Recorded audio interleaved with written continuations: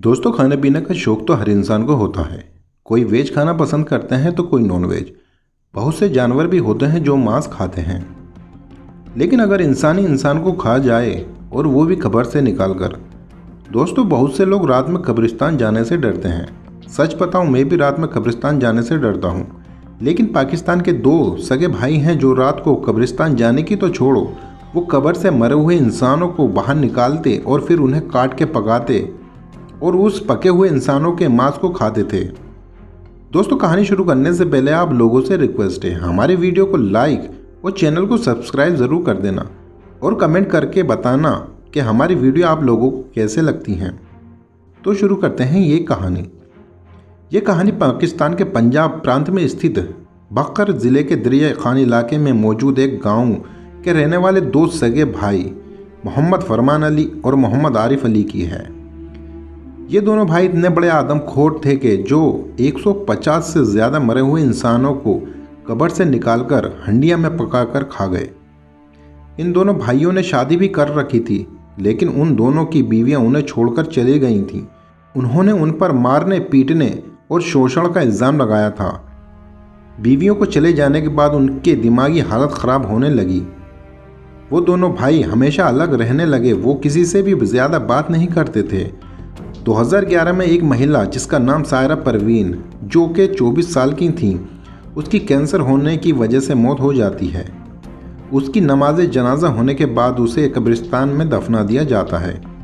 सायरा परवीन के घर वाले कब्रिस्तान में जब उसे दफना के चले गए तो अगले दिन की सुबह कुछ लोग उनकी कब्र पर फातिया पढ़ने आए तो उन लोगों की आंखें फटी की फटी रह गईं। वो कब्र खुली हुई थी। लोगों ने सोचा शायद किसी जानवर ने खोद दी होगी, लेकिन कब्र के अंदर झांक कर देखा तो वहां से लाश गायब थी। इसकी खबर जब इलाके में फैली तो वहां भीड़ इकट्ठा हो गई और इसकी पुलिस में शिकायत दर्ज कराई गई। जब पुलिस ने छानबीन शुरू करी तो उन्हें कहीं से पता चला कि ये काम दो भाइयों का है। उन्हीं ने कब्र से ये लाश चुराई है। जब पुलिस ने उनके घर छापा मारा और घर की छानबीन की तो वहां उसके अंदर वाले कमरे में चूल्हे पर एक पतीला मिला। उसमें मीट करी थी और भी छानबीन करी तो बाहर एक बोरी में एक लाश मिली।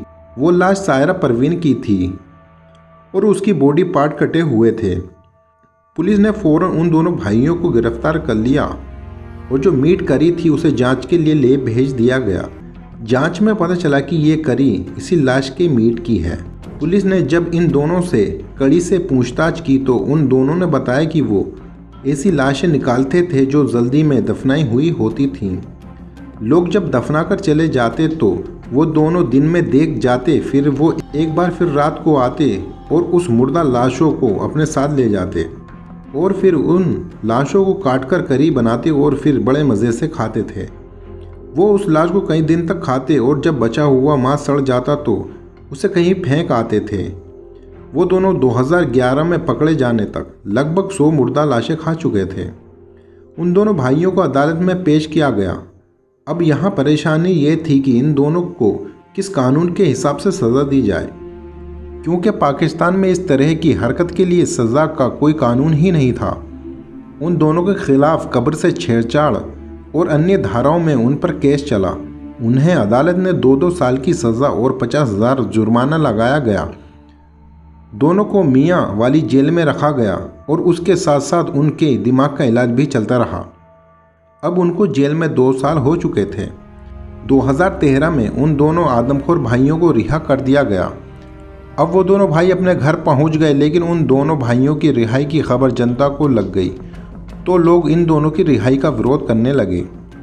लोगों को अपना डर सताने लगा, कभी हमारे साथ भी ये दोनों भाई कुछ गलत ना कर दें।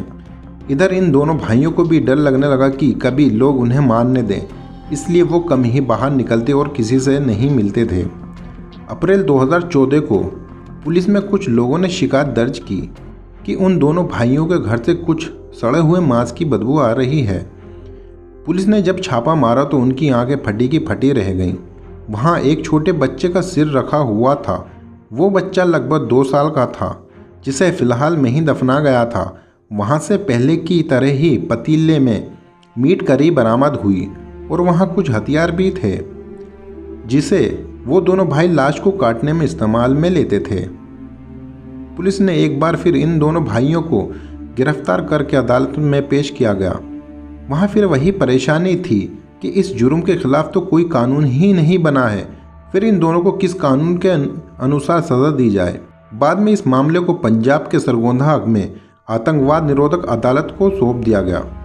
इसके बाद इन दोनों भाई फरमान अली और आरिफ अली को बच्चे की कब्र को छेड़ने और आतंकवाद फैलाने के जुर्म में 12-12 साल की सज़ा सुनाई गई। फिलहाल वो दोनों भाई अब भी जेल में सज़ा काट रहे हैं।